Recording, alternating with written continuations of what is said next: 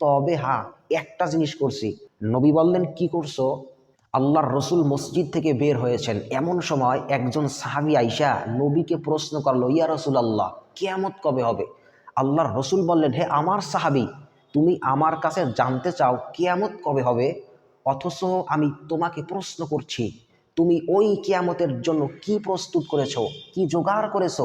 সাহাবী বললেন, হে আল্লাহর রসুল, আমি কিছুই করতে পারি নাই, ঠিকমতো নামাজ পড়তে পারি নাই, রোজা রাখতে পারি নাই, আমলের পাহাড় করতে পারি নাই, তবে হ্যাঁ, একটা জিনিস করছি।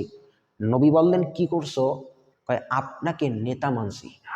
নবী বললেন, মামান আহাব্বা ওয়ালাহু মাক্তাসাবা, দুনিয়ায় যে যাকে নেতা মানবে কিয়ামতের ময়দানে তার সাথী হইয়া উঠবে।